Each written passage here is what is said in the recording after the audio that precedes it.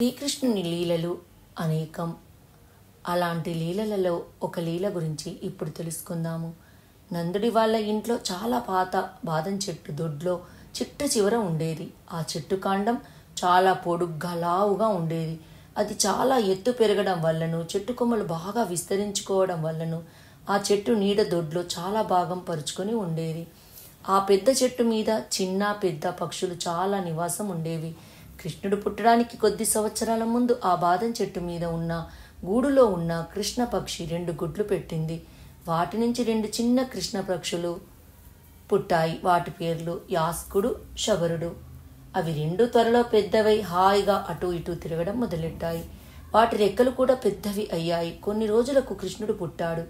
యశోద ప్రేమతో కృష్ణ అని పిలిచితే బాదం చెట్టు మీద నుంచి పక్షులు 2 కృష్ణ కృష్ణ అంటూ అరిచేవి. వాటికి ప్రతిగా కృష్ణుడు గట్టిగా కృష్ణ కృష్ణ అంటూ అరిచేవాడు.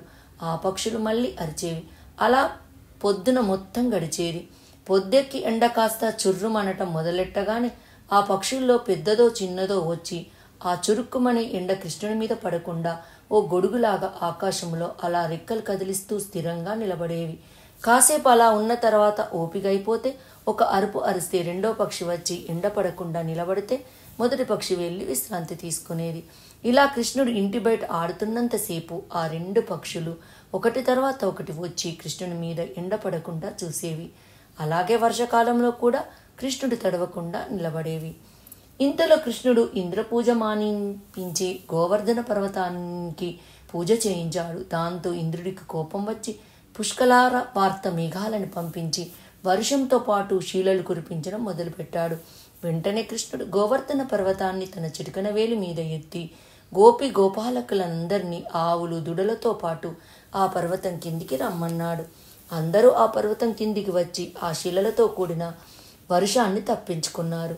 కృష్ణుడు మిగతా జీవ జాలాలన్నీ పర్వతం కిందికి రమ్మన్నాడు. అన్నీ వచ్చేశాయి. కానీ బాదం చెట్టు మీద ఉన్న ఆ 2 పక్షుల మధ్య గొడవ మొదలైంది. అన్న తమ్ముడు ఇద్దరు పోట్లాడుకోవడం మొదలుపెట్టారు. అందరూ ఈ వానని తట్టుకోలేక ఆ కొండ కిందికి దక్కున్నారు. పద అన్న, మనం కూడా ఆ కొండ కిందికి వెళ్దాం అన్నాడు శబరుడు. యాస్కుడు అడ్డంగా తల ఊపుతూ, ఇన్నాళ్ళు మనం వర్షం వచ్చినా ఎండొచ్చినా కృష్ణుడి పైకి ఎగిరేవాళ్ళం. తాను ఏ ఇంట్లో ఉంటే ఆ ఇంటి మీద ఎగిరేవాళ్ళం. అలాంటిది ఇప్పుడు కాస్త పెద్ద వర్షం వచ్చిందని వదిలేసి వెళ్ళిపోతామా? అసంభవం అన్నాడు. అన్నా, ఇది పెద్ద వర్షం కాదు, ఇది శిలావర్షం, ప్రళయ బీభత్సం వర్షం.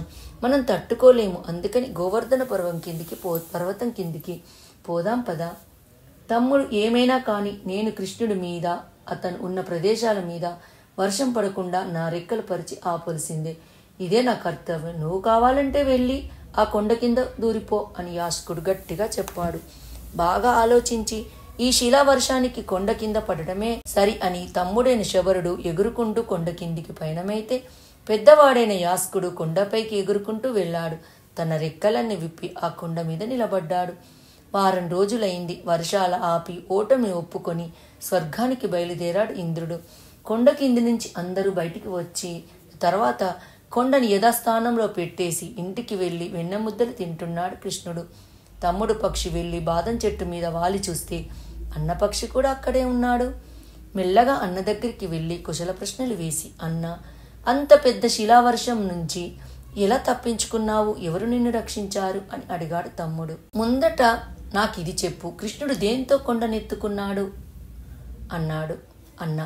ఎడమ చెయ్యి చిటికన వేలితో ఆ కొండను ఎత్తుకున్నాడు కృష్ణుడు అన్నాడు తమ్ముడు. బాష్పపూరిత లోచనాలతో గద్గద కంఠముతో అన్న ఇలా అన్నాడు మెల్లగా.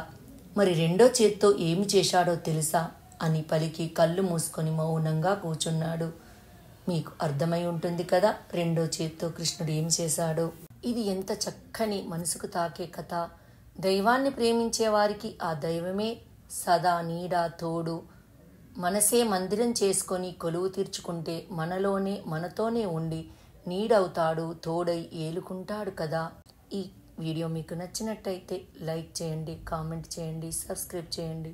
నోటిఫికేషన్ల కోసం పక్కనే ఉన్న బెల్ ఐకాన్ క్లిక్ చేయండి. Thank you.